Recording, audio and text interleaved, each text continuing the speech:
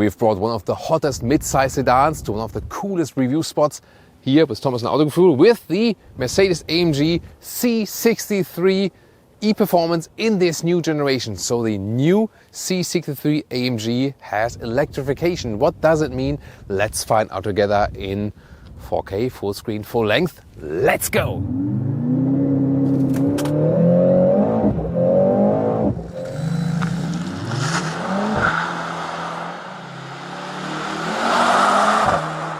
Here with the front vertical fins, true AMG grille, Panamericana they call it, because here it is wider in the lower part than in the upper part. Usually it's the other way around, but this the special AMG styling. And also now with the AMG badge here on top of the hood. And on the hood we also have a special hood here for the C63, for the new C-Class generation in the top spec. Here these are real vents here on top of the hood. The vents on the side, they are actually just fake. 4.84 meters or 191 inches is the length here of the C63. And wait a minute, if you now think, isn't that a little bit longer than the usual C-Class? Yes, it's true. It's a little bit about the spoilers in the front and in the rear, but also even the wheelbase. So the wheelbase has been increased by 1 centimeter. That's just a tiny little bit, and you might ask yourself, why such an effort? Yes, this is a big technology effort, this vehicle here overall. More to that to come. Wheels in 19 or 20 inch. These here are the 20-inch wheels in this Spider style in black. Yeah, really very impressive. This car is also equipped with the carbon fiber pack. That means that the side mirrors here have the carbon fiber covers. Also here the lower side spoilers, so a very massive look. Also has become a wider track, so always a bigger stance here on the road for the C63. What do you think about the design? Tell me in the comments. Very modern tail lamps here with this segmentation that looks really cool. And then also this logo that has red, background, basically pretty cool. And about this rear spoiler. When you also think about the sister model, the C43, then it starts there with two different kind of spoilers in two different sizes. And the bigger one is the standard one for the C63, whereas this one has the optional even bigger one. And that is this one. And then there comes the carbon fiber package on top. And then you have the bigger spoiler with carbon fiber. Would you go for that one here, or is it too much? Tell me. Then in the lower part,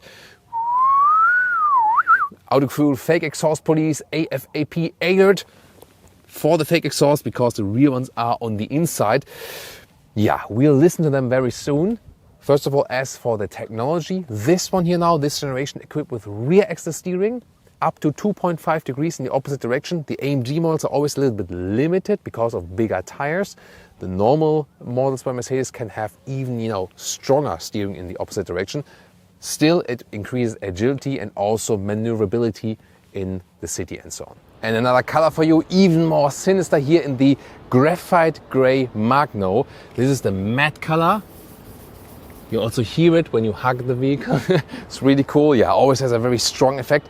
But this one, yeah, almost black, isn't it? Would you prefer this even more sinister look here also with the black wheels and of course even more contrast than whatever is colored? Here once again the red brake calipers. This is the car key here with the AMG badge here and also at the other side. Then let's open the door for the door closing sound. Yeah, it sounds actually quite solid, cool. Inside of the doors then, in this new generation you also have a new design, especially here of the seats control. And here they don't give a haptic feedback. So that way I do control the seats, but I don't know what I'm doing basically. So this has been better in the previous generation, I think. Optional berm is the sound system. That one has a really, really nice sound.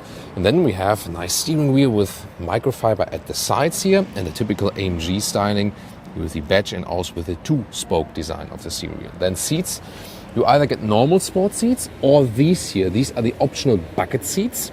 And in both cases, on most markets, they will be available also with microfiber on the inside. This will be a more comfortable solution and also more breathable and better for racetrack driving and so on. This is the optional animal skin equipment. It might depend on the market if the microfiber is available.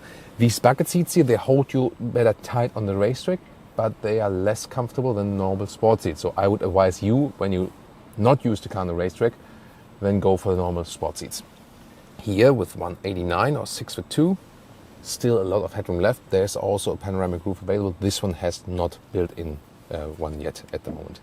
So here, steering up and down, in and out, and yeah, you still feel you're sitting in a C-Class, but especially the bucket seats make everything like ready to race. Interior overview, really design focused. Look at that, and here the carbon fiber background you can pick for this vehicle. That's actually pretty cool. And the ambient lighting integration, look at that here, you know, the central lines, and also inside the air vents. Even more so at night or when it's darker, then it shines all the way. It's really, really cool. And you can, of course, also change the colors of the ambient lighting. Here, for example, in the AMG, red is, of course, really cool. And what's always a nice effect is when you switch the temperature here, then you can see it in the air vent, actually, that it turns blue or red depending on if you go warmer or colder. So very nice emotional things to play around with indeed. And this vertical infotainment screen here, this is the map. We're filming around Malaga, southern Spain here today. Well, not today, all these days. So there we go. And this is actually quite responsive, and the main menu looks like this. So it's actually a quite good overview, and you have special AMG performance gauges, like energy flow meter, shows also where the battery is exactly, and then you also have some telemetry data here. It's a very, very nice visualization. And here the IWC clock. This is a new AMG feature here, new AMG vehicles. It's actually very fancy, and you have a stopwatch right here, replacing basically old analog clocks. Tell me in the comments, do you like analog clocks in vehicles, or would you also fancy this, you know, like, I would say like a play feature or something? But it looks definitely cool, doesn't it? And then even more so, you also have this track pace app, and there we will use it also on the track actually. There you can pick a racetrack, and then, for example, on the racetrack there are certain marks on the racetrack where to best use the boost mode on a straight or something, and we've tested on the Ascari racetrack in southern Spain today. And this is the Apple CarPlay integration. Also here, of course, then with the Google Maps, works with Apple CarPlay, Android Auto, and both wired or wirelessly. You can actually pick what you prefer then. And the driving mode selector, by the way, is in the lower part here. Press it here, and then you can switch to different driving modes, like this, sports mode, of course, or we will use the race mode later on the racetrack, and all the different settings here. Suspension is adaptive suspension that gets stiffened up then.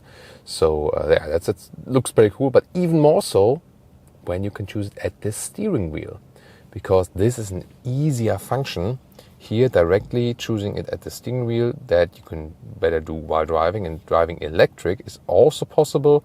Then you definitely, usually it starts electric, you know, when that you don't wake up your neighbors unless you want to. So, but then you can also pick that. But again, it's not a high all electric range, like in my 10, 12 kilometers, 6 miles or something is the pure electric range overall. Then here on the left side, you can also, for example, just change the suspension mode, rest on the steering wheel here, for example, for cruise control, or then changing something in the digital instruments is always #capacitive BS. It works very well when you're stationary, but while driving, it's a little bit tricky. Browse through the digital instruments, and you have different gauges.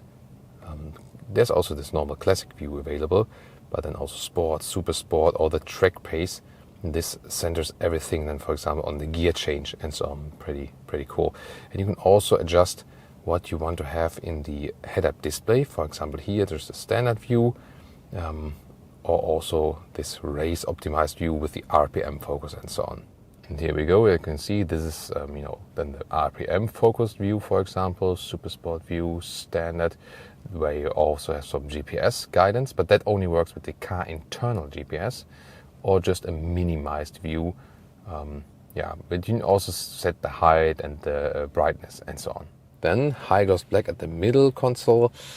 Yeah, I think no one is really a fan of that, aren't we? Let's open that one.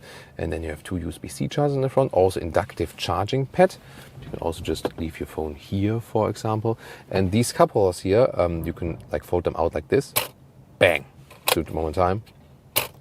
That's cool, right? But I found that these bottles are not being held that tight, you know, like here. And even if I would go for a bigger one, for example, yeah, it's not ideal. And then you have this split armrest like this and 2 more USB-C chargers and more space. Rear doors also with a satisfying door closing sound, really cool. Then also nice build quality here on the inside of the rear doors. Also cool design, but again, high gloss black use. It looks cool when it's clean and without scratches and so on, but then later, I don't know. Then the rear seating area, really dark here. Everything in black. In this case, yellow contrast stitching, but you can also get other contrast stitchings if you like. As for the legroom or knee room, here this is the normal C-Class review. There I did have some legroom. So sometimes these sportier seats, the bucket seats, sometimes you have more, sometimes less room, depends on how voluminous they are. But here probably also, I'm not sure, like also the angle of the seats will be different, but I feel that with the bucket seats I have even less legroom. It works for tall adults, but closely you see. But yeah, I feel that the normal C-Class with the normal seats or the usual sport seats would have even a little bit more legroom. Headroom works here, also when I lean backward. I'm touching the ceiling with my hair, but yeah, it works actually. It's not too uncomfortable here in the rear. You can use it with 4 tall adults. Isofix also at the outside parts of the seats. Substantial middle tunnel, so sitting in the middle part here is, yeah, for emergency situations. Not for the racetrack, definitely. When folding down this one here, also nice build quality. This is like a tablet holder, but you know, with the case, it gets really close with the smartphone. I think too wide. So, and then here, some cup holders. There are also some. That looks quite fancy, right? Here, it's like it looks a little like a ski lift or something, doesn't it? So, what about the trunk? Is there any compromise? First of all, here, cabin trolley. Does it also fit in a vertical way? No, it doesn't. And that's a problem. And you can see this is here the battery. You know, so you lose height and especially here with that step, so you cannot push it through easily. You always have to lift up then the luggage and then push it through to have even more space here. So not an ideal solution at all. The length is okay with 1.40 meters and also the width with 1.40 meters. That's fine, but you definitely have this limited height at about 40 centimeters or 16 inches. And then, yeah, once again, this big step. What's cool is that you can easily fold seats from here like this. That is a very cool solution. But the thing is then here, you once again have this massive step from the battery then to the seats. The new C63 is also available as the Estate, or the wagon. In Germany, you always call it T model, like T model, listen and repeat, T model.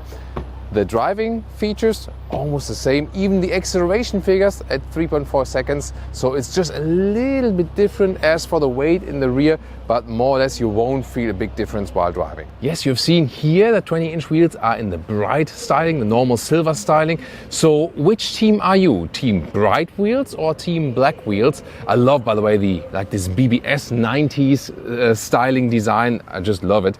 Or spider design, you can also call it. I'm really for bright wheels, especially here with the spectral blue color here on the exterior on the T model.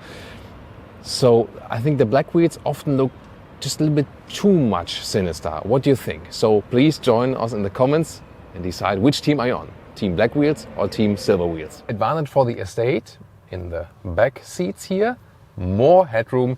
Yeah, this is a little bit more relaxed right here, so more space above my head. And to the trunk of the Estate, or the T model, well, the interesting thing is the length here, 1.40 meters would be with the sedan. You might think like, that doesn't work, does it?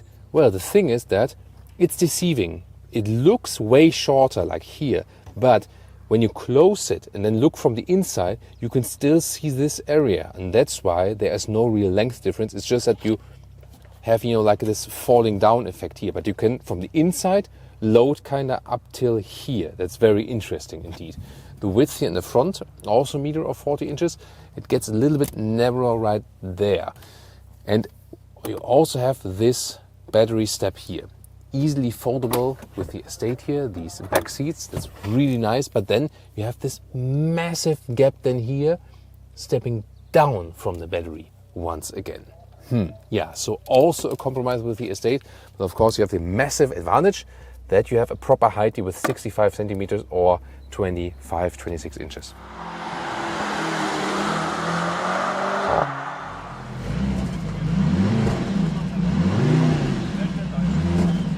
Now what's under the hood here? Look at that. Really cool design here, also with this strut bar here, and 1, 2, 3, 4. Wait a minute. Yes, indeed, a 2-liter 4-cylinder engine. 680 horsepower is the total system output because they combine it with an electric motor at the rear axle. It still always has a rear wheel bias, this whole drivetrain system. It's an all-wheel drive, but they dropped from an 8-cylinder directly to a 4-cylinder. And I wonder, why wouldn't they have done a 6-cylinder or something? Yeah, there's emission laws and so on, and they also want to show off their F1 technology because there's a liquid cooling for that battery pack.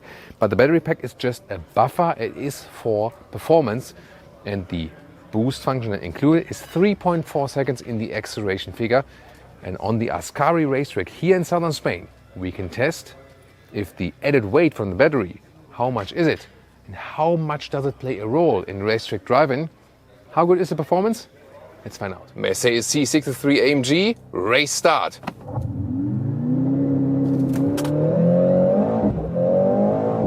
Plop, that's already 100. Wow, 100 kilometers an hour, 60 miles an hour. And that was uphill, slightly uphill, out of the box. Wow, really impressive. So performance-wise, this one does deliver. Holy moly. All right, everyone, how good is the new C63 4-wheel? We will test it here on the Ascari racetrack in southern Spain. And in front of us is Bernd Schneider, our instructor for today, legendary German race driver. And well, he is definitely one of the finest German drivers there is. And therefore, he is guiding me today that I have, something to show you as a car also in front of us here. Really cool. Then here, the warning systems still are active also here on the racetrack, and we can already feel that performance-wise, this 4-cylinder indeed does deliver, not only at the racetrack, also here boost mode that is kind of programmed into the GPS. They have a special track pace app where they also have the track layouts, and then it gives you an information when you should use this electric boost mode. Then they have the full performance out of the battery. And the thing is, it is kind of seamlessly integrated into this whole drivetrain so that you have this electric motor at the rear axle. Does not mean that it only, just that sound. So it does not mean that it only powers the rear wheels. It is basically integrated in the drivetrain and does not change the all-wheel drive distribution. You will always have rear wheel bias with this vehicle. The more you hammer the throttle, the more you lose grip on the rear axle, the more the front wheels will power. Here nicely cutting through the S-turns. And the good thing when I'm having Bernd now here in the front is I can drive faster myself, even though I'm not a professional racing driver, because it's just easier to follow the perfect line. And he, of course, has the perfect race lines in his blood. And steering is really crisp and precise. Bucket seats now play a good role on the racetrack.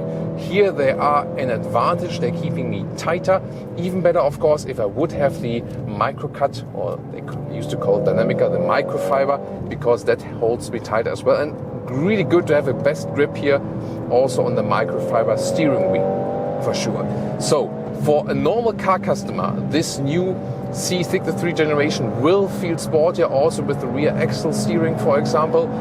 However, for a racetrack driver, it's all about weight, and it does feel agile, yes.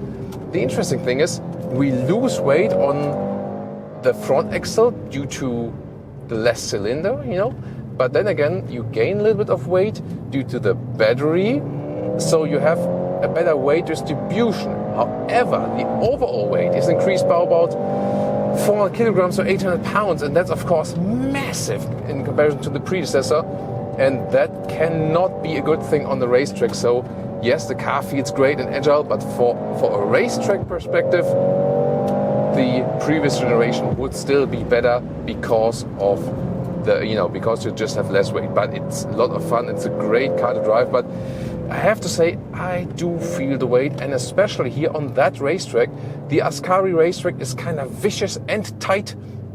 The tighter the racetrack is, the more you would feel that then. Wow.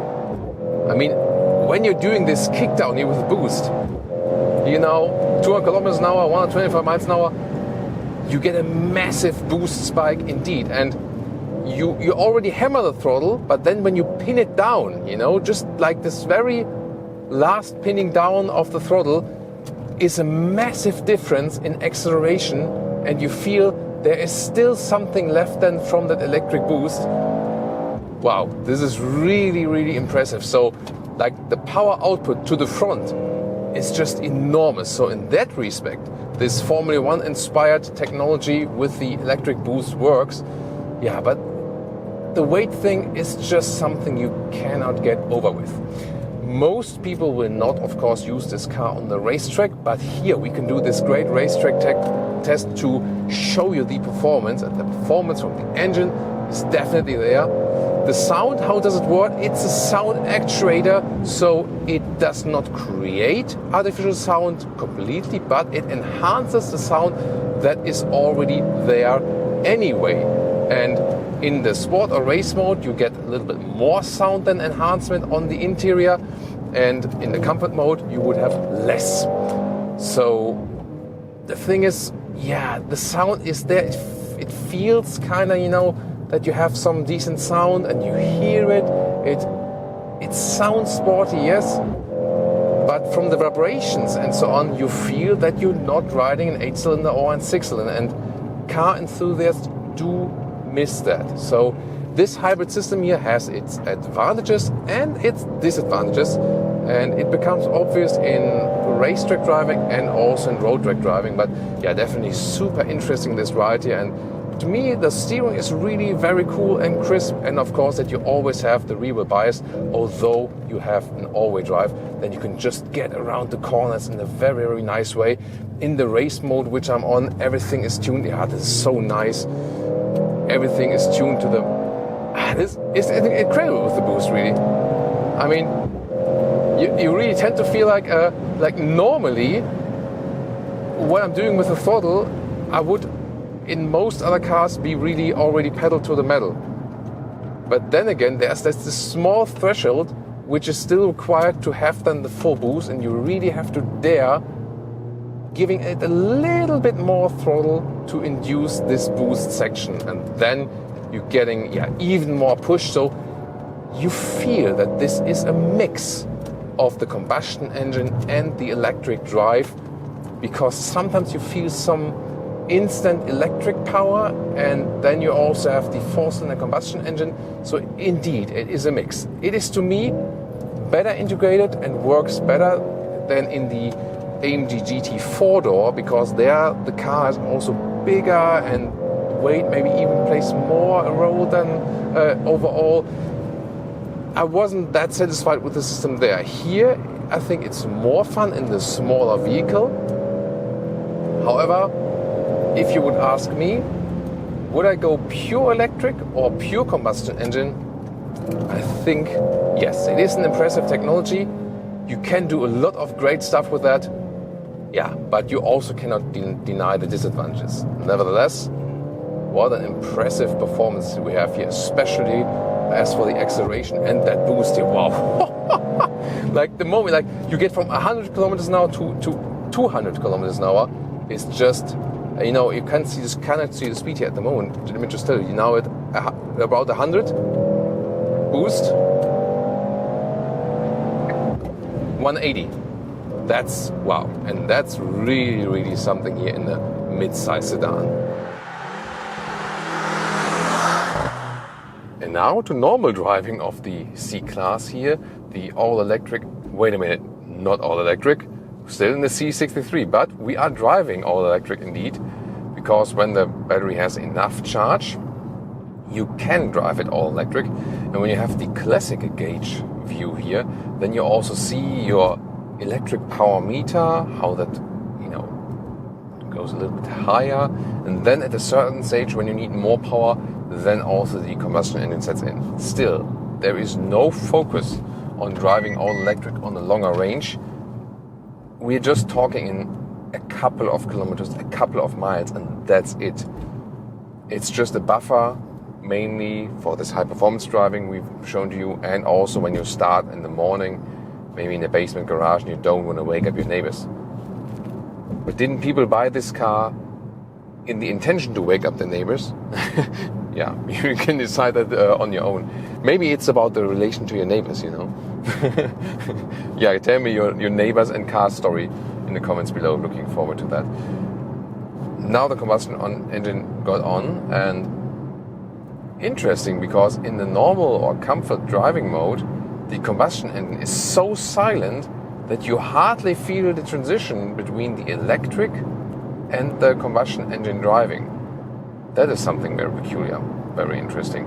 But I mean, driving it all electric also feels kind of cool, you know, feels light and no local emissions then, at least. But I think it doesn't really make sense to plug-in charge this vehicle because the battery is just too small. That again is not the emphasis.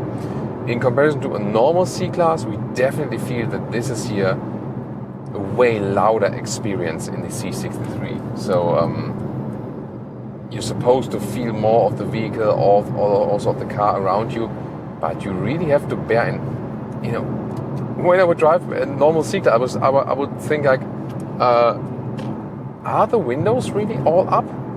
You know, so but here it's a C63 and it's basically no wonder. Here, by the way, I'm not sure how well you can see that. We have the augmented arrows in the infotainment system.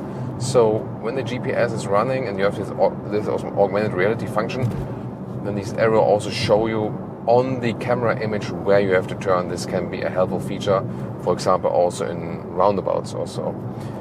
So we already mentioned the stiffer suspension.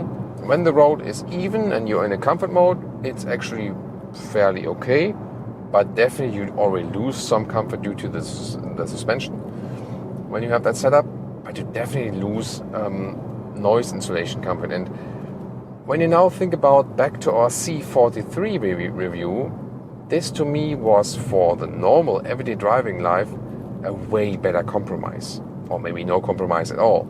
It felt very sporty indeed. It has the same four-cylinder engine, so now there's not even like a cylinder difference between C43 and C63. And then the noise insulation to me was better in the C43. So overall, the C43 felt like a car you can, without any compromise, move in everyday driving life. Here with the C63, definitely you lose comfort on different levels in your everyday driving life. Only if you explicitly want that sportiness that we have shown to you on the racetrack, you really have to be certain of that. So in most cases, I think for most customers, the C43 will be the better choice. Even, that's by the way the blind spot monitor, and when I have set the turning indicator, it's flashing with that red triangle. So even if money doesn't play a role, I would, for driving it normally around, pick the C43. Even, sometimes in comfort mode when there's some like bumps in the road, it's really being transported to your lower back. Plus these optional bucket seats make it even less comfortable. So again, it is about what you prefer. If you really want that rough sportiness, because C63 customers won't care so much about comfort, or at least they can't care so much about comfort. That's really the thing. Assistance systems wise, everything is available what you also get normally in the C-Class, so you can also have then in higher spec the active lane keeping with the cruise control, and then the car just does its thing, and all the assistance systems are working very, very well here with Mercedes. So here, for example, also when there's now like a slightly left bend ahead here on the motorway, and the corrections of the steering wheel are not hectic or something, they are very smooth, so you're really trusting in the vehicle that all the assistance systems are working very, very well. You know, at about 100 kilometers or 60 miles an hour, yes, this tarmac is kind of rough, but still, I would think that it should be a little bit more silent, because even if it's an AMG, it's still a Mercedes, you know, and not so many customers will use it on the racetrack, so they would profit a little bit more from, you know, like a calmer surrounding. One more look at the driving modes here, if I feel a big difference. So when I'm in the comfort mode, suspension is rather set on a comfortable note. See here, when I'm, for example, Sport Plus, I feel the ride is getting way rougher indeed. And also the shifting is enhanced, then there's just more spontaneous reaction from the engine. But you can also go to the electric mode, and then even if we are at higher speeds, the car tries to run it all electric. And see here, there's also notable acceleration possible in electric mode. And it should go to like 135 kilometers an hour or something like that. Then it's basically finished, the all electric driving. What all these driving modes have in common is when you really put pedal to the metal, then you always have the full power accessible. So then you might as well leave it, for example, in a comfortable mode, and then get the best everyday driving life feature out of the vehicle. But when you need the power, you can always still hit the pedal. And some countryside driving here in southern Spain. Meanwhile, the battery just has the rest buffer left, so most of the time driving in with the combustion engine, only when we go downhill and the engine shuts off and driving all electric. And well, the big advantage for that is efficiency indeed. So you have an ultra performance vehicle, but you can score great fuel economy indeed. So even something like 6 liters on 1 kilometers or 40 mpg US, high 40s mpg UK is possible when you make use of that battery.